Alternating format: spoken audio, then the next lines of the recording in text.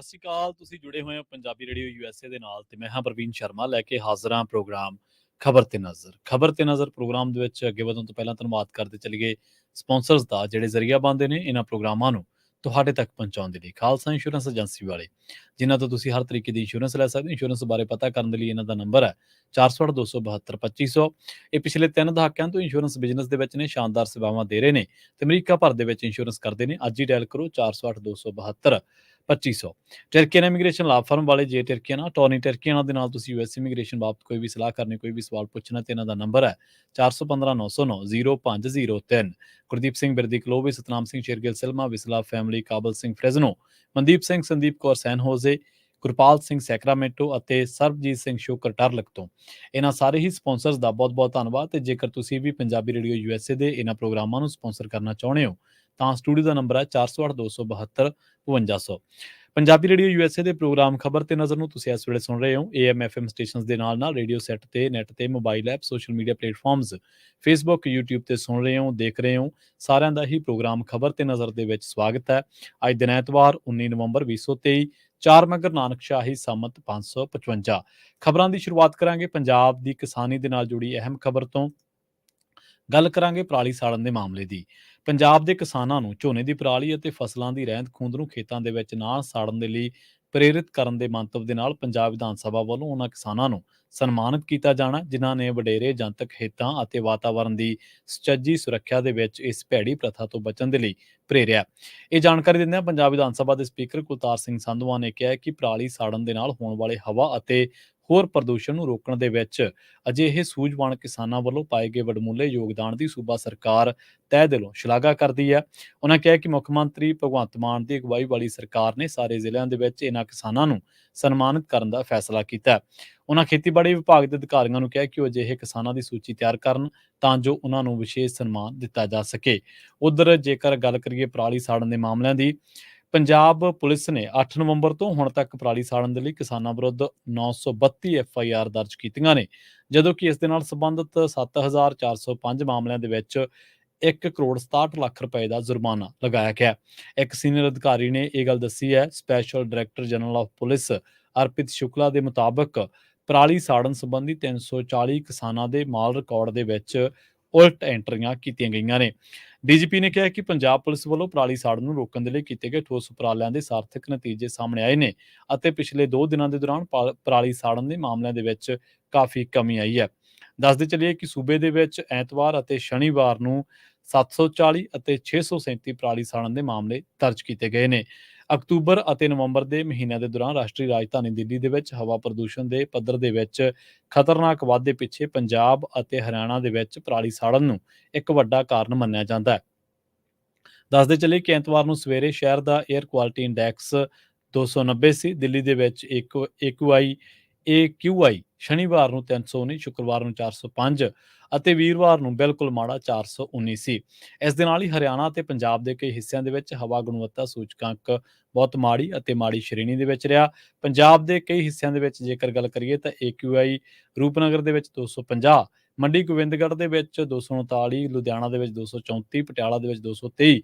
ਇਸੇ ਤਰ੍ਹਾਂ ਪੰਜਾਬ ਦੇ ਕਈ ਸ਼ਹਿਰਾਂ ਦੇ ਵਿੱਚ 212 ਵੀ ਦਰਜ ਕੀਤਾ ਗਿਆ ਅਤੇ ਚੰਡੀਗੜ੍ਹ ਦੇ ਵਿੱਚ AQI 141 ਸੀ। ਹੁਣ ਸਵਾਲ ਵੱਡਾ ਇਹ ਪੈਦਾ ਹੁੰਦਾ ਹੈ ਕਿ ਪੰਜਾਬ ਦੇ ਸ਼ਹਿਰ ਨੇੜੇ ਨੇ ਤੇ ਚੰਡੀਗੜ੍ਹ ਰਾਜਧਾਨੀ ਸਾਡੀ ਨੇੜੇ ਹੈ, ਪਰ ਫਿਰ ਵੀ ਪੰਜਾਬ ਦਾ ਧੂੰਆਂ ਦਿੱਲੀ ਜਾ ਕੇ ਪ੍ਰਦੂਸ਼ਣ ਕਿਵੇਂ ਕਰ ਦਿੰਦਾ, ਇਹ ਸਮਝੋ ਬਾਹਰ ਦੀ ਗੱਲ ਹੈ। ਇਸ ਮਾਮਲੇ ਦੇ ਵਿੱਚ ਪੰਜਾਬ ਤੇ ਪੰਜਾਬ ਦੀ ਕਿਸਾਨੀ ਨੂੰ ਸਿਰਫ ਭੰਡਿਆ ਜਾ ਰਿਹਾ, ਜਦ ਕਿ ਉਹਨਾਂ ਦੇ ਜਿਹੜੇ ਅਸਲੀ ਹਿੱਤ ਨੇ ਉਹਨਾਂ ਦੀ ਕੋਈ ਗੱਲ ਨਹੀਂ ਕਰ ਰਿਹਾ। ਪੰਜਾਬ ਨੇ ਕੇਂਦਰੀ ਪੂਲ ਨੂੰ ਸਮਰੱਥ ਕਰਨ ਦੇ ਲਈ ਆਪਣਾ ਜਿਹੜਾ ਅਣਮੁੱਲਾ ਖਜ਼ਾਨਾ ਸੀ ਪਾਣੀ, ਉਹਨੂੰ ਪੂਰੀ ਤਰ੍ਹਾਂ ਦੇ ਨਾਲ ਖਰਚ ਕਰ ਲਿਆ। ਅੱਜ ਵੀ ਪੰਜਾਬ ਦੇ ਪੱਲੇ ਬਦਨਾਮੀ ਪੈ ਰਹੀ ਹੈ ਤੇ ਪੰਜਾਬ ਨੂੰ ਬਦਨਾਮ ਕੀਤਾ ਜਾ ਰਿਹਾ, ਜਦ ਕਿ ਝੋਨਾ ਨਾ ਸਾਡੀ ਫਸਲ ਸੀ, ਨਾ ਹੀ ਪੰਜਾਬੀਆਂ ਨੇ ਚੌਲ ਖਾਣੇ ਤੇ ਨਾ ਹੀ ਪੰਜਾਬੀਆਂ ਨੇ ਝੋਨਾ ਉਗਾਉਣਾ ਹੈ। ਲੋੜ ਹੈ ਕਿ ਹੁਣ ਆਪਾਂ ਸਾਰੇ ਫਸਲੀ ਵਿਭਿੰਨਤਾ ਦੀ ਮੰਗ ਰੱਖੀਏ ਤੇ ਸਰਕਾਰ ਤੋਂ ਮੰਗ ਕਰੀਏ ਕਿ ਤੁਸੀਂ ਸਾਨੂੰ ਹਰ ਫਸਲ ਤੇ MSP ਤੇ ਕਾਨੂੰਨੀ ਖਰੀਦ ਦੀ ਗਾਰੰਟੀ ਦਿਓ ਤਾਂ ਜੋ ਅਸੀਂ ਝੋਨੇ ਦਾ ਖਹਿੜਾ ਛੱਡੀਏ, ਤੁਹਾਨੂੰ ਧੂਏ ਤੋਂ ਬਚਤ ਹੋਵੇ, ਤੁਹਾਡੀ ਰਾਜਧਾਨੀ ਧੂਏ ਤੋਂ ਬਚੀ ਰਹੇ ਤੇ ਸਾਡਾ ਪਾਣੀ ਬਚ ਜਾਵੇ। ਖੈਰ, ਦੇਖਦੇ ਹਾਂ ਪੰਜਾਬੀ ਇਸ ਮਾਮਲੇ ਤੇ ਕਦੋਂ ਇਕੱਠੇ ਹੋ ਕੇ ਸਰਕਾਰ ਤੋਂ ਇਹ ਮੰਗ ਕਰਦੇ ਨੇ। ਮੋਹਾਲੀ ਪੁਲਿਸ ਅਤੇ ਜ਼ੀਰਕਪੁਰ ਪੁਲਿਸ ਦੀਆਂ ਟੀਮਾਂ ਨੇ ਗੈਂਗਸਟਰ ਗੋਲਡੀ ਬਰਾੜ ਅਤੇ ਸਾਬਾ USA ਦੇ 3 ਹੋਰ ਸਾਥੀਆਂ ਨੂੰ ਕਾਬੂ ਕਰਨ ਦਾ ਦਾਅਵਾ ਕੀਤਾ ਹੈ। ਇਲਜ਼ਾਮ ਹੈ ਕਿ ਇਹਨਾਂ ਨੇ ਗ੍ਰਿਫਤਾਰ ਕੀਤੇ ਗਏ ਸ਼ੂਟਰਾਂ ਮਨਜੀਤ ਉਰਫ ਗੁਰੀ, ਗੁਰਪਾਲ ਸਿੰਘ ਨੂੰ ਹਥਿਆਰ ਅਤੇ ਅਸਲਾ ਸਪਲਾਈ ਕੀਤਾ ਸੀ। ਇਸ ਸੰਬੰਧੀ SSP ਡਾਕਟਰ ਸੰਦੀਪ ਗਰਗ ਨੇ ਮੀਡੀਆ ਨੂੰ ਜਾਣਕਾਰੀ ਦਿੰਦਿਆਂ ਦੱਸਿਆ ਕਿ ਗ੍ਰਿਫਤਾਰ ਕੀਤੇ ਗਏ ਤਿੰਨਾਂ ਮੁਲਜ਼ਮਾਂ ਦੀ ਪਛਾਣ ਅਭਿਸ਼ੇਕ ਰਾਣਾ ਵਾਸੀ ਪਿੰਡ ਰਣਖੰਡੀ, ਸਹਾਰਨਪੁਰ UP, ਅੰਕਿਤ ਕੁਮਾਰ ਵਾਸੀ ਪਿੰਡ ਮੈਨਪੁਰੀ SAS ਨਗਰ ਅਤੇ ਪ੍ਰਵੀਨ ਕੁਮਾਰ ਵਾਸੀ ਲਾਲੜੂ SAS ਨਗਰ ਵਜੋਂ ਹੋਈ ਹੈ। ਡਾਕਟਰ ਗਰਗ ਨੇ ਅੱਗੇ ਦੱਸਿਆ ਕਿ ਜ਼ੀਰਕਪੁਰ ਪੁਲਿਸ ਦੀਆਂ ਟੀਮਾਂ ਨੇ ਗੋਲਡੀ ਬਰਾੜਾ ਤੇ ਸਾਬਾ ਵੱਲੋਂ ਟਰਾਈ ਸਿਟੀ ਦੇ ਵਿੱਚ ਸਨਸਨੀਖੇਜ਼ ਅਪਰਾਧ ਕਰਨ ਦੇ ਲਈ ਭੇਜੇ ਗਏ 2 ਸ਼ੂਟਰਾਂ ਨੂੰ ਗ੍ਰਿਫਤਾਰ ਕਰਨ ਤੋਂ ਬਾਅਦ ਇਹ ਇੰਕਸ਼ਾਫ ਹੋਇਆ। ਦੱਸਦੇ ਚੱਲੇ ਕਿ ਸ਼ੂਟਰ ਮਨਜੀਤ ਉਰਫ ਗੁਰੀ ਨੂੰ 6 ਨਵੰਬਰ 2023 ਨੂੰ ਵਿਸ਼ੇਸ਼ ਗਸ਼ਤ ਦੇ ਦੌਰਾਨ VIP ਰੋਡ ਜ਼ੀਰਕਪੁਰ ਵਿਖੇ ਇੱਕ ਮੁਕਾਬਲੇ ਤੋਂ ਬਾਅਦ ਗ੍ਰਿਫਤਾਰ ਕੀਤਾ ਗਿਆ ਸੀ, ਜਦਕਿ ਉਸ ਦਾ ਇੱਕ ਹੋਰ ਸਾਥੀ ਗੁਰਪਾਲ ਜੋ ਕਿ ਮੌਕੇ ਤੋਂ ਭੱਜਣ ਦੇ ਵਿੱਚ ਕਾਮਯਾਬ ਹੋ ਗਿਆ ਸੀ, ਜਿਸ ਨੂੰ ਬਾਅਦ ਦੇ ਵਿੱਚ 16 ਨਵੰਬਰ 2023 ਨੂੰ ਰਣਖੰਡੀ ਜ਼ਿਲ੍ਹਾ ਸਹਾਰਨਪੁਰ UP ਤੋਂ ਗ੍ਰਿਫਤਾਰ ਕੀਤਾ ਗਿਆ ਸੀ। ਵਧਦੇ ਹਾਂ ਅਗਲੀ ਖਬਰ ਦੇ ਵੱਲ। PGI ਦੇ ਵਿੱਚ ਇੱਕ ਅਨੋਖਾ ਮਾਮਲਾ ਸਾਹਮਣੇ ਆਇਆ। PGI ਦੇ ਗਾਇਨੀ ਵਾਰਡ ਦੇ ਵਿੱਚ ਦਾਖਲ ਔਰਤ ਨੂੰ ਨਰਸ ਬਣ ਕੇ ਆਈ ਇੱਕ ਅਣਪਛਾਤੀ ਲੜਕੀ ਟੀਕਾ ਲਾ ਕੇ ਫਰਾਰ ਹੋ ਗਈ। ਟੀਕਾ ਲਾਉਣ ਤੋਂ ਕੁਝ ਦੇਰ ਬਾਅਦ ਹਰਮੀਤ ਕੌਰ ਦੀ ਹਾਲਤ ਵਿਗੜ ਗਈ। ਡਾਕਟਰਾਂ ਨੇ ਔਰਤ ਨੂੰ ਵੈਂਟੀਲੇਟਰ ਤੇ ਰੱਖਿਆ। ਹਰਮੀਤ ਕੌਰ ਦੇ ਨਾਲ ਬੈਠੀ ਔਰਤ ਨੇ ਟੀਕਾ ਲਾਉਣ ਆਈ ਕੁੜੀ ਦੀ ਫੋਟੋ ਆਪਣੇ ਮੋਬਾਈਲ ਦੇ ਵਿੱਚ ਕੈਦ ਕਰ ਲਈ ਹੈ। ਰਾਜਪੁਰਾ ਵਾਸੀ ਜਤਿੰਦਰ ਕੌਰ ਨੇ ਮਾਮਲੇ ਦੀ ਸ਼ਿਕਾਇਤ ਪੁਲਿਸ ਨੂੰ ਦਿੱਤੀ ਹੈ। ਦੱਸਿਆ ਜਾ ਰਿਹਾ ਹੈ ਕਿ ਇੰਟਰਕਾਸਟ ਇਹਨਾਂ ਦਾ ਵਿਆਹ ਹੋਇਆ ਸੀ। ਜਤਿੰਦਰ ਕੌਰ ਨੇ ਪੁਲਿਸ ਨੂੰ ਦਿੱਤੀ ਸ਼ਿਕਾਇਤ ਦੇ ਵਿੱਚ ਦੱਸਿਆ ਕਿ ਉਸ ਦਾ ਭਰਾ ਗੁਰਵਿੰਦਰ ਸਿੰਘ ਵੀ ਉਹਨਾਂ ਦੇ ਨਾਲ ਹੀ ਰਹਿੰਦਾ ਹੈ। ਗੁਰਵਿੰਦਰ ਦਾ ਵਿਆਹ 26 ਸਤੰਬਰ 2022 ਨੂੰ ਹਰਮੀਤ ਕੌਰ ਦੇ ਨਾਲ ਹੋਇਆ ਸੀ।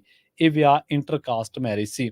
ਉਸ ਦੀ ਭਾਬੀ ਦੇ ਬੱਚਾ ਹੋਣ ਵਾਲਾ ਸੀ। 3 ਨਵੰਬਰ 2023 ਨੂੰ ਲੇਬਰ ਪੇਨ ਹੋਣ ਤੋਂ ਬਾਅਦ ਬਨੂੜ ਦੇ ਇੱਕ ਕਲੀਨਿਕ ਦੇ ਵਿੱਚ ਦਾਖਲ ਕਰਵਾਇਆ ਗਿਆ ਸੀ। 4 ਨਵੰਬਰ 2023 ਨੂੰ ਹਰਮੀਤ ਕੌਰ ਨੇ ਇੱਕ ਪੁੱਤਰ ਨੂੰ ਜਨਮ ਦਿੱਤਾ, ਜਿਸ ਤੋਂ ਬਾਅਦ ਉਸ ਦੀ ਕਿਡਨੀ ਦੇ ਵਿੱਚ ਦਿੱਕਤ ਆ ਗਈ। ਡਾਕਟਰ ਨੇ ਹਰਮੀਤ ਨੂੰ PGI ਰੈਫਰ ਕਰ ਦਿੱਤਾ ਸੀ ਤੇ ਉਸ ਤੋਂ ਬਾਅਦ ਦੱਸਿਆ ਜਾ ਰਿਹਾ ਹੈ ਕਿ 6 ਨਵੰਬਰ 2023 ਨੂੰ ਉਹਨੂੰ PGI ਦੇ ICU ਦੇ ਵਾਰਡ ਦੇ ਵਿੱਚ ICU ਵਾਰਡ ਦੇ ਵਿੱਚ ਦਾਖਲ ਕਰਵਾਇਆ ਗਿਆ। ਔਰਤ ਦੀ ਹਾਲਤ ਦੇ ਵਿੱਚ ਸੁਧਾਰ ਹੋਣ ਲੱਗਾ, ਜਿਸ ਕਰਕੇ ਡਾਕਟਰਾਂ ਨੇ ਉਸ ਨੂੰ ਨਹਿਰੂ ਹਸਪਤਾਲ ਦੇ D ਬਲਾਕ ਦੇ ਗਾਇਨੀ ਵਾਰਡ ਦੇ ਵਿੱਚ ਸ਼ਿਫਟ ਕਰ ਦਿੱਤਾ। 15 ਨਵੰਬਰ 2023 ਦੀ ਰਾਤ ਨੂੰ 11 ਵਜੇ ਇੱਕ ਲੜਕੀ ਉਹਨਾਂ ਦੇ ਕੋਲ ਆਈ ਅਤੇ ਕਿਹਾ ਕਿ ਕਿਡਨੀ ਦੇ ਡਾਕਟਰ ਨੇ ਟੀਕਾ ਲਾਉਣ ਦੇ ਲਈ ਭੇਜਿਆ। ਨਰਸ ਬਣ ਕੇ ਆਈ ਇਸ ਕੁੜੀ ਨੇ ਹਰਮੀਤ ਕੌਰ ਨੂੰ ਟੀਕਾ ਲਾ ਦਿੱਤਾ। ਟੀਕਾ ਲਾਉਣ ਤੋਂ ਬਾਅਦ ਹਰਮੀਤ ਕੌਰ ਦੀ ਸਿਹਤ ਵਿਗੜਨ ਲੱਗੀ ਤਾਂ ਉਸ ਨੂੰ ਉਸ ਕੁੜੀ ਤੇ ਸ਼ੱਕ ਹੋ ਗਿਆ। ਜਤਿੰਦਰ ਕੌਰ ਉਸ ਤੋਂ ਟੀਕੇ ਸੰਬੰਧੀ ਪੁੱਛਣ ਲੱਗ ਹੀ ਰਹੀ ਸੀ ਕਿ ਉਹ ਤੇਜ਼ੀ ਦੇ ਨਾਲ ਉੱਥੋਂ ਭੱਜਣ ਲੱਗੀ। ਜਤਿੰਦਰ ਕੌਰ ਨੇ ਉਸ ਦਾ ਹੱਥ ਫੜ ਲਿਆ, ਪਰ ਉਹ ਹੱਥ ਛੁਡਵਾ ਕੇ ਭੱਜਣ ਦੇ ਵਿੱਚ ਕਾਮਯਾਬ ਹੋ ਗਈ। ਉਸ ਨੇ ਟੀਕਾ ਲਾਉਣ ਆਈ ਕੁੜੀ ਦੀ ਫੋਟੋ ਆਪਣੇ ਮੋਬਾਈਲ ਦੇ ਵਿੱਚ ਕੈਦ ਕਰ ਲਈ। ਹਰਮੀਤ ਕੌਰ ਦੀ ਸਿਹਤ ਜ਼ਿਆਦਾ ਵਿਗੜ ਗਈ ਅਤੇ ਡਾਕਟਰਾਂ ਨੇ ਉਸ ਨੂੰ ਵੈਂਟੀਲੇਟਰ ਤੇ ਸ਼ਿਫਟ ਕਰ ਦਿੱਤਾ ਹੈ।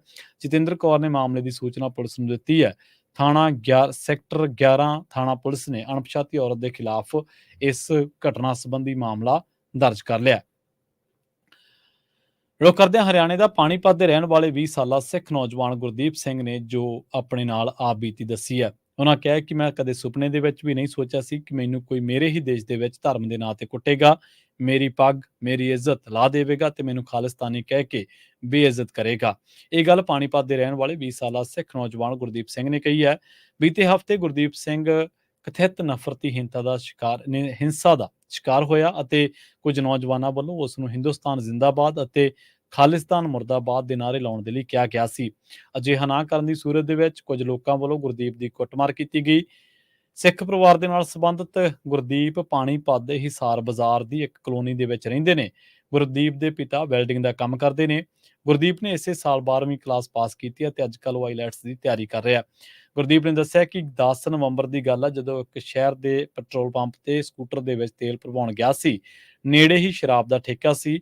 ਜਦੋਂ ਉੱਥੋਂ ਉਹ ਤੇਲ ਭਰਵਾ ਕੇ ਤੁਰਨ ਲੱਗਿਆ ਤਾਂ ਨੇੜੇ ਖੜੇ 2-3 ਵਿਅਕਤੀਆਂ ਨੇ ਉਸ ਨੂੰ ਬੁਲਾਇਆ ਅਤੇ ਹਿੰਦੁਸਤਾਨ ਜ਼ਿੰਦਾਬਾਦ ਦੇ ਨਾਅਰੇ ਲਾਉਣ ਦੇ ਲਈ ਕਿਹਾ ਅਤੇ ਫਿਰ ਖਾਲਿਸਤਾਨ ਦਾ ਵਿਰੋਧ ਕਰਨ ਨੂੰ ਕਹਿਣ ਤੇ ਜ਼ੋਰ ਪਾਉਣ ਲੱਗੇ। ਗੁਰਦੀਪ ਦੱਸਦੇ ਨੇ ਕਿ ਉਹ ਕਹਿਣ ਲੱਗ ਪਏ ਸਨ ਕਿ ਓਏ ਸਰਦਾਰ ਇੱਧਰ ਆਓ, ਹਿੰਦੁਸਤਾਨ ਜ਼ਿੰਦਾਬਾਦ ਬੋਲੋ। ਗੁਰਦੀਪ ਦੇ ਮੁਤਾਬਕ ਉਹਨਾਂ ਨੇ 2 ਵਾਰ ਹਿੰਦੁਸਤਾਨ ਜ਼ਿੰਦਾਬਾਦ ਦੇ ਨਾਅਰੇ ਲਾ ਦਿੱਤੇ ਤੇ ਉਹਨਾਂ ਨੂੰ ਖਾਲਿਸਤਾਨ ਮੁਰਦਾਬਾਦ ਕਹਿਣ ਦੇ ਲਈ ਕਿਹਾ ਗਿਆ ਸੀ। ਗੁਰਦੀਪ ਦੇ ਦੱਸਣ ਮੁਤਾਬਕ ਜਦੋਂ ਹੀ ਉਸ ਨੇ ਉੱਥੋਂ ਖਿਸਕਣ ਦੀ ਕੋਸ਼ਿਸ਼ ਕੀਤੀ ਤਾਂ ਇਕੱਠੇ ਹੋਏ ਨੌਜਵਾਨਾਂ ਨੇ ਉਸ ਨੂੰ ਗਾਲਾਂ ਕੱਢਣੀਆਂ ਸ਼ੁਰੂ ਕਰ ਦਿੱਤੀਆਂ। ਉਸ ਨੇ ਕਿਹਾ ਕਿ ਸਰਦਾਰ ਵਾਂਗ 12 ਵੱਜ ਗਏ ਤੇ ਉਹ ਗੁਰਦੀਪ ਦੇ ਨਾਲ ਲੜਨ ਲੱਗੇ। ਉਹਨਾਂ ਕਿਹਾ ਕਿ ਜਦੋਂ ਮੈਂ ਭੱਜਣ ਦੇ ਲਈ ਨੇੜਲੇ ਠੇਕੇ ਦੇ ਅੰਦਰ ਗਿਆ ਤਾਂ ਉਹ ਵਿਅਕਤੀ 2-3 ਹੋਰ ਸਾਥੀਆਂ ਨੂੰ ਨਾਲ ਲੈ ਕੇ ਠੇਕੇ ਦੇ ਅੰਦਰ ਦਾਖਲ ਹੋ ਗਿਆ ਅਤੇ ਮੇਰੇ ਮੋਬਾਈਲ ਅਤੇ ਸਕੂਟਰ ਦੀਆਂ ਚਾਬੀਆਂ ਖੋਹਣ ਲੱਗ ਪਿਆ। ਜਦੋਂ ਉੱਥੋਂ ਇਹ ਭੱਜਣ ਲੱਗਿਆ ਤਾਂ ਉਹਨਾਂ ਨੇ ਮੇਰੀ ਪੱਗ ਉਤਾਰ ਦਿੱਤੀ ਤੇ ਮੈਨੂੰ ਗਾਲਾਂ ਕੱਢਣੀਆਂ ਸ਼ੁਰੂ ਕਰ ਦਿੱਤੀਆਂ। ਫਿਰ ਉਹਨਾਂ ਨੇ ਬੈਲਟਾਂ ਲਾ ਕੇ ਮੇਰੀ ਕੁੱਟਮਾਰ ਸ਼ੁਰੂ ਕਰ ਦਿੱਤੀ। ਉਹਨਾਂ ਕਿਹਾ ਕਿ ਉਹਨਾਂ ਦੇ ਨਾਲ ਜੋ ਹੋਇਆ, ਉਹਨਾਂ ਦੇ ਸਿਰ ਦੇ ਵਾਲ ਖਿੱਚੇ ਗਏ ਤੇ ਕਾਫੀ ਦੇਰ ਤੱਕ ਉਹਨਾਂ ਦੇ ਲੱਤਾਂ ਵੱਜੀਆਂ ਰਹੀਆਂ, ਕੁੱਟਿਆ ਗਿਆ। ਉਹ ਕਹਿੰਦੇ ਕਿ ਮੈਂ ਕਿਸੇ ਤਰੀਕੇ ਦੇ ਨਾਲ ਬਚ ਕੇ ਨਿਕਲਿਆ ਤੇ ਕਿਸੇ ਦਾ ਫ਼ੋਨ ਮੰਗ ਕੇ ਆਪਣੇ ਘਰਦਿਆਂ ਨੂੰ ਖਬਰ ਕੀਤੀ ਕਿ ਕਿਸੇ ਨੇ ਮੇਰੇ ਤੇ ਹਮਲਾ ਕਰ ਦਿੱਤਾ ਹੈ। ਉਹਨਾਂ ਕਿਹਾ ਕਿ ਪੁਲਿਸ ਨੂੰ ਲਿਖਤੀ ਸ਼ਿਕਾਇਤ ਵੀ ਦਿੱਤੀ ਹੈ ਤੇ ਉਸ ਤੋਂ ਬਾਅਦ ਪੁਲਿਸ ਨੇ ਉਹਨਾਂ ਦੇ ਖਿਲਾਫ ਮਾਮਲਾ ਦਰਜ ਕਰਕੇ 2 ਲੋਕਾਂ ਨੂੰ ਗ੍ਰਿਫਤਾਰ ਕਰ ਲਿਆ। ਗੁਰਦੀਪ ਦੇ ਮੁਤਾਬਕ ਬਾਅਦ ਦੇ ਵਿੱਚ ਦੋਵਾਂ ਨੂੰ ਜ਼ਮਾਨਤ ਵੀ ਮਿਲ ਗਈ ਹੈ। ਦੱਸਦੇ ਆ ਕਿ ਗੁਰਦੀਪ ਦੇ ਨਾਲ ਵਾਪਰੀ ਇਸ ਘਟਨਾ ਤੋਂ ਬਾਅਦ ਸਿੱਖ ਭਾਈਚਾਰੇ ਦੇ ਲੋਕਾਂ ਦਾ ਗੁਰਦੁਆਰੇ ਦੇ ਵਿੱਚ ਇਕੱਠ ਹੋਇਆ ਤੇ ਇਸ ਘਟਨਾ ਦੀ ਨਿਖੇਧੀ ਕੀਤੀ ਗਈ ਹੈ। ਉਧਰ ਗੁਰਦੀਪ ਦੇ ਨਾਲ ਵਾਪਰੀ ਇਸ ਘਟਨਾ ਦੇ ਰੋਸ ਦੇ ਵਿੱਚ ਸਿੱਖ ਭਾਈਚਾਰੇ ਦੇ ਲੋਕ ਪਾਣੀਪਤ ਦੇ ਪਹਿਲੇ ਪਾਤਸ਼ਾਹੀ ਗੁਰਦੁਆਰਾ ਸਾਹਿਬ ਦੇ ਵਿੱਚ ਇਕੱਠੇ ਹੋਏ ਅਤੇ ਉੱਥੇ ਉਹਨਾਂ ਨੇ ਹਰਿਆਣਾ ਗੁਰਦੁਆਰਾ ਪ੍ਰਬੰਧਕ ਕਮੇਟੀ ਦੇ ਸੰਯੁਕਤ ਸਕੱਤਰ ਮੋਹਨਜੀਤ ਨੂੰ ਵੀ ਇਸ ਘਟਨਾ ਦੇ ਬਾਰੇ ਦੱਸਿਆ ਤੇ ਉਹਨਾਂ ਨੇ ਕਿਹਾ ਕਿ ਗੁਰਦੀਪ ਦੇ ਪਿਤਾ ਬਲਬੀਰ ਸਿੰਘ ਦਾ ਪਰਿਵਾਰ ਬਹੁਤ ਇੱਜ਼ਤਦਾਰ ਅਤੇ ਮਿਹਨਤੀ ਹੈ ਅਤੇ ਪਾਣੀਪਤ ਦੇ ਵਿੱਚ ਚੰਗੇ ਕੰਮਾਂ ਦੇ ਲਈ ਜਾਣਿਆ ਜਾਂਦਾ ਹੈ। ਉਹਨਾਂ ਮੁਤਾਬਕ ਸਿੱਖ ਭਾਈਚਾਰੇ ਦੇ ਨੁਮਾਇੰਦੇ ਪੁਲਿਸ ਪ੍ਰਸ਼ਾਸਨ ਨੂੰ ਮਿਲ ਕੇ ਧਾਰਮਿਕ ਭਾਵਨਾਵਾਂ ਨੂੰ ਭੜਕਾਉਣ ਅਤੇ ਲੁੱਟ-ਖੋਹ ਕਰਨ ਵਾਲੇ ਲੋਕਾਂ ਦੇ ਵਿਰੁੱਧ ਸਖਤ ਕਾਰਵਾਈ ਦੀ ਮੰਗ ਕਰਨਗੇ। ਪਾਣੀਪਤ ਦੇ ਵਿੱਚ ਕਰੀਬ 25,000 ਸਿੱਖ ਰਹਿੰਦੇ ਨੇ ਅਤੇ ਪਹਿਲਾਂ ਕਦੇ ਵੀ ਅਜਿਹੀ ਘਟਨਾ ਸਾਹਮਣੇ ਨਹੀਂ ਆਈ। ਉਹਨਾਂ ਕਿਹਾ ਕਿ ਜਿਵੇਂ ਕਈ ਬਾਹਰਲੇ ਮੁਲਕਾਂ ਦੇ ਵਿੱਚ ਸਿੱਖ ਦੀ ਦਸਤਾਰ ਦਾ ਅਪਮਾਨ ਕਰਨ ਦੇ ਲਈ ਸਖਤ ਸਜ਼ਾ ਹੈ, ਉੱਥੇ ਵੀ ਅਜਿਹੀ ਸਜ਼ਾ ਦਾ ਪ੍ਰਬੰਧ ਹੋਣਾ ਚਾਹੀਦਾ ਤਾਂ ਜੋ ਸਿੱਖ ਕੌਮ ਦੇ ਲੋਕ ਸਕੂਨ ਦੇ ਨਾਲ ਰਹਿ ਸਕਣ। ਪੁਲਿਸ ਵੱਲੋਂ 3 ਵਿਅਕਤੀਆਂ ਸ਼ਾਲੂ, ਦੀਪਕ ਨੇਪਾਲੀ ਅਤੇ ਓਮ ਸ਼ਾਸ਼ਵਤ ਦੇ ਖਿਲਾਫ ਮਾਮਲਾ ਦਰਜ ਕੀਤਾ ਗਿਆ। ਥਾਣਾ ਸਦਰ ਦੇ ਮੁਖੀ ਇੰਸਪੈਕਟਰ ਵਿਲਾਸ ਰਾਮ ਨੇ ਦੱਸਿਆ ਕਿ 2 ਮੁਲਜ਼ਮਾਂ ਨੂੰ ਪਹਿਲਾਂ ਹੀ ਗ੍ਰਿਫਤਾਰ ਕਰ ਲਿਆ ਸੀ ਅਤੇ ਤੀਜੇ ਨੂੰ ਸ਼ੁੱਕਰਵਾਰ ਨੂੰ ਗ੍ਰਿਫਤਾਰ ਕੀਤਾ ਗਿਆ। ਉਹਨਾਂ ਕਿਹਾ ਕਿ ਇਸ ਮਾਮਲੇ ਦੇ ਵਿੱਚ ਉਹ ਨਜ਼ਰ ਰੱਖ ਰਹੇ ਨੇ ਤੇ ਇਸ ਸੰਬੰਧੀ ਧਾਰਾ 295 ਵੀ ਜੋੜ ਦਿੱਤੀ ਗਈ ਹੈ। ਪਤਾ ਲੱਗਾ ਕਿ ਤਿੰਨੇ ਮੁਲਜ਼ਮ ਪਹਿਲਾਂ ਵੀ ਕਈ ਅਪਰਾਧਿਕ ਮਾਮਲਿਆਂ ਦਾ ਸਾਹਮਣਾ ਕਰ ਚੁੱਕੇ ਨੇ ਤੇ ਤਿੰਨੇ ਬੇਰੁਜ਼ਗਾਰ ਨੇ। ਮਰਹੂਮ ਨੌਜਵਾਨ ਪੰਜਾਬੀ ਗਾਇਕ ਸਿੱਧੂ ਮੂਸੇਵਾਲਾ ਦੇ ਪਿਤਾ ਬਲਕੌਰ ਸਿੰਘ ਨੇ ਕਿਹਾ ਹੈ ਕਿ ਮੂਸੇਵਾਲਾ ਕਤਲकांड ਤੇ ਕੇਂਦਰ ਸਰਕਾਰ ਵੀ ਗੰਭੀਰ ਨਹੀਂ ਹੈ। ਇੱਥੋਂ ਤੱਕ ਕਿ ਪੰਜਾਬ ਸਰਕਾਰ ਅਤੇ ਉਸ ਦੀ ਵਿਸ਼ੇਸ਼ ਜਾਂਚ ਟੀਮ ਵੀ ਲਾਰੈਂਸ ਬਿਸ਼ਨੋਈ ਵੱਲੋਂ ਜੇਲ੍ਹ ਅੰਦਰੋਂ ਜਾਰੀ ਕੀਤੀ ਗਈ ਵੀਡੀਓ ਤੇ ਕੁਝ ਨਹੀਂ ਕਰ ਸਕੀ। ਉਹਨਾਂ ਕਿਹਾ ਕਿ ਹੁਣ ਜਦੋਂ ਅਦਾਲਤ ਨੇ ਪੰਜਾਬ ਸਰਕਾਰ ਦੀ ਖਿਚਾਈ ਕੀਤੀ ਹੈ ਤਾਂ ਸਰਕਾਰ ਤੇ ਇਸ ਦਾ ਕੁਝ ਅਸਰ ਨਹੀਂ ਹੋਇਆ। ਉਹਨਾਂ ਇਹ ਵੀ ਕਿਹਾ ਕਿ ਸਿੱਧੂ ਮੂਸੇਵਾਲਾ ਕਤਲकांड ਦੇ ਵਿੱਚ ਪੰਜਾਬ ਸਰਕਾਰ ਹੀ ਨਹੀਂ ਬਲਕਿ ਕੇਂਦਰ ਸਰਕਾਰ ਵੀ ਗੰਭੀਰਤਾ ਨਹੀਂ ਦਿਖਾ ਰਹੀ। ਲਾਰੈਂਸ ਬਿਸ਼ਨੋਈ ਅਤੇ ਹੋਰ ਗੈਂਗਸਟਰਾਂ ਨੂੰ ਸੁਰੱਖਿਆ ਦਿੱਤੀ ਜਾ ਰਹੀ ਹੈ। ਉਹਨਾਂ ਕਿਹਾ ਕਿ ਤਿਹਾੜ ਜੇਲ੍ਹ ਦੇ ਅਧਿਕਾਰੀ ਕੈਦੀਆਂ ਤੋਂ ਪੈਸੇ ਲੈਂਦੇ ਨੇ। ਇਹੀ ਕਾਰਨ ਹੈ ਕਿ ਲਾਰੈਂਸ ਬਿਸ਼ਨੋਈ ਨੇ ਜੇਲ੍ਹ ਦੇ ਵਿੱਚ ਬੈਠ ਕੇ ਆਸਾਨੀ ਦੇ ਨਾਲ ਸਿੱਧੂ ਮੂਸੇਵਾਲੇ ਦਾ ਕਤਲ ਕਰ ਦਿੱਤਾ। ਬਲਕੌਰ ਸਿੰਘ ਨੇ ਕਿਹਾ ਕਿ ਕੇਂਦਰ ਅਤੇ ਪੰਜਾਬ ਸਰਕਾਰ ਦੀ ਨਾਕਾਮੀ ਹੈ ਕਿ ਕਤਲ ਤੋਂ ਬਾਅਦ ਵੀ ਲਾਰੈਂਸ ਜੇਲ੍ਹ ਦੇ ਵਿੱਚ ਮੋਬਾਈਲ ਫੋਨ ਦੀ ਵਰਤੋਂ ਕਰਕੇ ਵਧਾਈਆਂ ਕਬੂਲ ਰਿਹਾ। ਹੁਣ ਅਹਿਮਦਾਬਾਦ ਜੇਲ੍ਹ ਦੇ ਵਿੱਚ ਬੰਦ ਲਾਰੈਂਸ ਬਿਸ਼ਨੋਈ ਨੂੰ 1 ਸਾਲ ਤੱਕ ਪੇਸ਼ ਨਾ ਹੋਣ ਦੀ ਦਿੱਤੀ ਗਈ ਛੋਟ ਉਹਨਾਂ ਕਿਹਾ ਕਿ ਕੇਂਦਰ ਸਰਕਾਰ ਦੀ ਦਰਿਆਦਿਲੀ ਹੈ। ਉਧਰ ਰੁਖ ਕਰਦੇ ਹਾਂ ਸੰਗਰੂਰ ਦਾ। ਬਰਨਾਲਾ ਕਾਂਗਰਸ ਪਾਰਟੀ ਦੇ ਸ਼ਹਿਰੀ ਪ੍ਰਧਾਨ ਅਤੇ ਸਾਬਕਾ ਕਾਉਂਸਲਰ ਮਹੇਸ਼ ਕੁਮਾਰ ਲੋਟਾ ਦੀ ਗ੍ਰਿਫਤਾਰੀ ਦੇ ਦੂਜੇ ਦਿਨ ਜ਼ਿਲ੍ਹਾ ਬਰਨਾਲਾ ਦੇ ਪ੍ਰਧਾਨ ਕੁਲਦੀਪ ਸਿੰਘ ਕਾਲਾ ਢਿੱਲੋਂ ਅਤੇ ਸਾਬਕਾ ਵਿਧਾਇਕ ਦਲਬੀਰ ਸਿੰਘ ਗੋਲਡੀ ਵੱਲੋਂ ਐਸਐਸਪੀ ਬਰਨਾਲਾ ਨੂੰ ਮੰਗ ਪੱਤਰ ਦਿੱਤਾ ਗਿਆ। ਇਸ ਮੌਕੇ ਉਹਨਾਂ ਚੇਤਾਵਨੀ ਦਿੱਤੀ ਹੈ ਕਿ ਜੇਕਰ ਮਹੇਸ਼ ਕੁਮਾਰ ਲੋਟਾ ਦੇ ਵਿਰੁੱਧ ਦਰਜ ਕੇਸ ਰੱਦ ਨਾ ਕੀਤਾ ਤਾਂ ਭਲਕੇ ਜ਼ਿਲ੍ਹਾ ਪੱਧਰ ਉੱਤੇ ਤਿੱਖਾ ਸੰਘਰਸ਼ ਵਿੱਢਾਂਗੇ। ਇਸ ਮੌਕੇ ਧੂਰੀ ਦੇ ਸਾਬਕਾ ਵਿਧਾਇਕ ਦਲਬੀਰ ਗੋਲਡੀ ਨੇ ਇਸ ਪੂਰੇ ਮਾਮਲੇ ਨੂੰ ਸਿਆਸੀ ਰੰਜਿਸ਼ ਦੱਸਦਿਆਂ ਕਿਹਾ ਕਿ ਨਗਰ ਕੌਂਸਲ ਦੇ ਪ੍ਰਧਾਨ ਦੇ ਅਹੁਦੇ ਨੂੰ ਲੈ ਕੇ ਇਹ ਝੂਠੇ ਪਰਚੇ ਕੀਤੇ ਜਾ ਰਹੇ ਨੇ। ਜੇਕਰ ਪੂਰੇ ਮਾਮਲੇ ਤੇ ਨਜ਼ਰ ਮਾਰੀਏ ਤਾਂ ਇਹ ਸਾਰਾ ਮਾਮਲਾ ਬੀਤੀ ਰਾਤ ਇੱਕ ਵਿਆਹ ਸਮਾਗਮ ਦੇ ਦੌਰਾਨ ਪੈਸਿਆਂ ਦੇ ਲੈਣ ਦੇਣ ਨੂੰ ਲੈ ਕੇ 2 ਗੁੱਟਾਂ ਦੇ ਵਿਚਾਲੇ ਹੋਈ ਲੜਾਈ ਦਾ। ਇਸ ਤੋਂ ਬਾਅਦ ਕਾਂਗਰਸੀ ਆਗੂ ਦੇ ਖਿਲਾਫ ਮਾਮਲਾ ਦਰਜ ਕੀਤਾ ਗਿਆ ਜਿਸ ਤੋਂ ਬਾਅਦ ਮਹੇਸ਼ ਕੁਮਾਰ ਲੋਟਾ ਨੂੰ ਗ੍ਰਿਫਤਾਰ ਕੀਤਾ ਗਿਆ ਸੀ। ਸਾਬਕਾ ਵਿਧਾਇਕ ਨੇ ਕਿਹਾ ਕਿ ਦਰਅਸਲ ਇਸ ਪਿੱਛੇ ਸਿਆਸੀ ਰੰਜਿਸ਼ ਹੈ ਕਿਉਂਕਿ ਸਾਰਾ ਮਾਮਲਾ ਬਰਨਾਲਾ ਨਗਰ ਕੌਂਸਲ ਦਾ ਪ੍ਰਧਾਨ ਦਾ, ਪਰ ਸਾਬਕਾ ਕਾਂਗਰਸੀ ਆਗੂ ਗੁਰਜੀਤ ਸਿੰਘ ਰਾਮਨਵਾਸੀਆ ਅਜੇ ਵੀ ਨਿਯੁਕਤ ਨੇ ਅਤੇ ਮਹੇਸ਼ ਕੁਮਾਰ ਲੋਟਾ ਉਸ ਦਾ ਸਾਥ ਦੇ ਰਹੇ ਨੇ। ਉਹਨਾਂ ਦੀ ਆਵਾਜ਼ ਨੂੰ ਦਬਾਉਣ ਦੇ ਲਈ ਸਿਆਸੀ ਦਬਾਅ ਹੇਠ ਪੁਲਿਸ ਪ੍ਰਸ਼ਾਸਨ ਵੱਲੋਂ ਇਹ ਪੈਸਾ ਹੜੱਪਣ ਵਾਲਾ ਕੰਮ ਕੀਤਾ ਗਿਆ ਜਿਸ ਨੂੰ ਬਰਦਾਸ਼ਤ ਨਹੀਂ ਕੀਤਾ ਜਾਵੇਗਾ। ਰੁਕ ਕਰਦੇ ਹਾਂ ਕੁਝ ਕੌਮੀ ਖਬਰਾਂ ਦਾ। ਗੱਲ ਕਰਾਂਗੇ ਰਾਜਸਥਾਨ ਦੀ। ਰਾਜਸਥਾਨ ਦੇ ਚੂਰੂ ਜ਼ਿਲ੍ਹੇ ਦੇ ਸੁਜਾਨਗੜ੍ਹ ਥਾਣਾ ਇਲਾਕੇ ਦੇ ਵਿੱਚ ਇੱਕ ਕਾਰ ਅਤੇ ਇੱਕ ਟਰੱਕ ਦੇ ਵਿਚਾਲੇ ਭਿਆਨਕ ਟੱਕਰ ਦੇ ਵਿੱਚ 6 ਪੁਲਿਸ ਮੁਲਾਜ਼ਮਾਂ ਦੀ ਮੌਤ ਹੋ ਗਈ ਹੈ। ਹਾਦਸੇ ਦੀ ਸੂਚਨਾ ਮਿਲਣ ਤੋਂ ਬਾਅਦ ਪੁਲਿਸ ਪ੍ਰਸ਼ਾਸਨ ਅਤੇ ਸੀਨੀਅਰ ਅਧਿਕਾਰੀ ਮੌਕੇ ਤੇ ਪਹੁੰਚ ਗਏ। ਮ੍ਰਿਤਕਾਂ ਦੀਆਂ ਲਾਸ਼ਾਂ ਨੂੰ ਸਥਾਨਕ ਹਸਪਤਾਲ ਦੀ ਮੋਰਚਰੀ ਦੇ ਵਿੱਚ ਰਖਵਾਇਆ ਗਿਆ। ਹਾਦਸੇ ਦੀ ਜਾਣਕਾਰੀ ਮਿਲਦਿਆਂ ਹੀ ਮ੍ਰਿਤਕਾਂ ਦੇ ਘਰਾਂ ਦੇ ਵਿੱਚ ਮਾਤਮ ਛਾ ਗਿਆ। ਫਿਲਹਾਲ ਇਸ ਹਾਦਸੇ ਦੇ ਕਾਰਨਾਂ ਦਾ ਪਤਾ ਨਹੀਂ ਲੱਗ ਸਕਿਆ। ਪੁਲਿਸ ਪੂਰੇ ਮਾਮਲੇ ਦੀ ਜਾਂਚ ਦੇ ਵਿੱਚ ਜੁਟੀ ਹੋਈ ਹੈ। ਹਾਦਸੇ ਦਾ ਸ਼ਿਕਾਰ ਹੋਏ ਪੁਲਿਸ ਮੁਲਾਜ਼ਮ ਚੋਣ ਡਿਊਟੀ ਦੇ ਲਈ ਨਗੌਰ ਤੋਂ ਝੁੰਝਨੂ ਜਾ ਰਹੇ ਸਨ। ਇਸੇ ਦੌਰਾਨ ਉਹਨਾਂ ਦਾ ਵਹੀਕਲ ਰਸਤੇ ਦੇ ਵਿੱਚ ਹਾਦਸੇ ਦਾ ਸ਼ਿਕਾਰ ਹੋ ਗਿਆ। ਰਾਜਸਥਾਨ ਦੇ ਹੀ ਬੀਕਾਨੇਰ ਜ਼ਿਲ੍ਹੇ ਦੇ ਵਿੱਚ ਇੱਕ ਨਾਬਾਲਗ ਲੜਕੀ ਨੂੰ ਬੰਦੂਕ ਦਿਖਾ ਕੇ ਉਸ ਦੇ ਨਾਲ ਸਮੂਹਿਕ ਬਲਾਤਕਾਰ ਕਰਨ ਦਾ ਮਾਮਲਾ ਸਾਹਮਣੇ ਆਇਆ। ਸਿੰਡੂਗਰਗੜ੍ਹ ਥਾਣੇ ਦੇ ਵਿੱਚ ਦੋ ਸਕੇ ਭਰਾਵਾਂ ਦੇ ਸਮੇਤ 3 ਮੁਲਜ਼ਮਾਂ ਦੇ ਖਿਲਾਫ ਪੋਕਸੋ ਐਕਟ ਦੇ ਤਹਿਤ ਅਤੇ ਸਮੂਹਿਕ ਬਲਾਤਕਾਰ ਦੇ ਤਹਿਤ ਕੇਸ ਦਰਜ ਕੀਤਾ ਗਿਆ ਹੈ। ਪੁਲਿਸ ਕਪਤਾਨ ਗੋਮਾਰਾਮ ਮਾਮਲੇ ਦੀ ਜਾਂਚ ਕਰ ਰਹੇ ਨੇ। ਮੁਲਜ਼ਮਾਂ ਦੀ ਭਾਲ ਕੀਤੀ ਜਾ ਰਹੀ ਹੈ, ਪਰ ਅਜੇ ਤੱਕ ਕੋਈ ਸੁਰਾਗ ਨਹੀਂ ਮਿਲਿਆ। ਪੁਲਿਸ ਉਹਨਾਂ ਦੇ ਸੰਭਾਵੀ ਟਿਕਾਣਿਆਂ ਤੇ ਛਾਪੇਮਾਰੀ ਕਰ ਰਹੀ ਹੈ। ਪਤਾ ਲੱਗਿਆ ਹੈ ਕਿ ਸ਼੍ਰੀ ਡੂੰਗਰਗੜ੍ਹ ਪੁਲਿਸ ਦੇ ਮੁਤਾਬਕ ਸਕੂਲ ਤੋਂ ਘਰ ਜਾ ਰਹੀ 11ਵੀਂ ਜਮਾਤ ਦੀ ਵਿਦਿਆਰਥਣ ਨੂੰ ਅਗਵਾ ਕਰਕੇ ਬੰਦੂਕ ਦੀ ਨੋਕ ਤੇ ਉਸ ਦੇ ਨਾਲ ਸਮੂਹਿਕ ਬਲਾਤਕਾਰ ਕੀਤਾ ਗਿਆ। ਮੁਲਜ਼ਮ ਨੇ ਵਿਦਿਆਰਥੀ ਦੀਆਂ ਅਸ਼ਲੀਲ ਤਸਵੀਰਾਂ ਵੀ ਖਿੱਚੀਆਂ। ਇਸ ਤੋਂ ਬਾਅਦ ਮੁਲਜ਼ਮਾਂ ਨੇ ਫੋਟੋਆਂ ਸੋਸ਼ਲ ਮੀਡੀਆ ਤੇ ਵਾਇਰਲ ਕਰਨ ਦੀ ਧਮਕੀ ਦੇ ਕੇ ਪੀੜਤ ਪਰਿਵਾਰ ਦੇ ਪਰਿਵਾਰਕ ਮੈਂਬਰਾਂ ਤੋਂ 50,000 ਰੁਪਏ ਦੀ ਮੰਗ ਵੀ ਕੀਤੀ। ਪੀੜਤਾ ਦੇ ਪਿਤਾ ਵੱਲੋਂ ਪੁਲਿਸ ਨੂੰ ਰਿਪੋਰਟ ਦੇ ਦਿੱਤੀ ਗਈ ਹੈ।